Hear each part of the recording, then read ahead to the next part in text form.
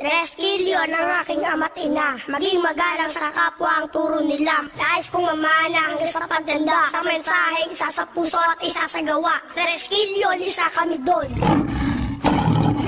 Marami bagay ang natutunan, makisama sa kaibigan, gumalang sa nakakataas, huwag kang magmamataas. Marami bagay ang natutunan, makisama sa kaibigan, gumalang sa nakakataas, huwag kang magmamataas. Reskilyo,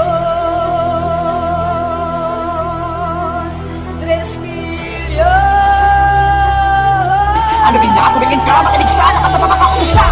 Capital T, tratuhin mo sila sa paraan na gusto mong tratuhin kanila. Refleksyon na aksyon mo ang magdadala sa treskilyon ng respetong galing sa iba. Capital R, depensahan ng kapatiran, taglay ang tapang na may paninindigan. Kung ang kumakalaban ay mali na ang katwiran, patas ng tao gama di pwedeng ipagpaliban. Magbigay ng kaalaman sa bawat isa mong kapatid at ang mga pangaral payo upang tayo'y maituwid sa mga bagay at paraan upang kayo ay madinig, informe, oriente ng nais kong ipahatid. Saludo at pagkilala sa mga brad at mga sis, pakamay ng mahigpit, lakas namin pambuong daigdig at may kasama pang respeto sa mga tunay na titulado. Capital S, isang malaking paggalang saludo. Capital K, madalas at malamang ay alam mo na na tuwing araw ng pagpupulong dapat ay nandito ka. Panatilihin na maayos sa pagkilos, karapat dapat kung ano ang napag-usapan bukas, isip at malawak magpaka. Talubasa sa napili mong gawa, hindi puro ningas kugol, wala ka dyang mapapala. Excel kapatid, wag lang puro salita. Capital KNE, isa puso, isa gawa. Mabuhay ng tama at tapat sa kapatiran,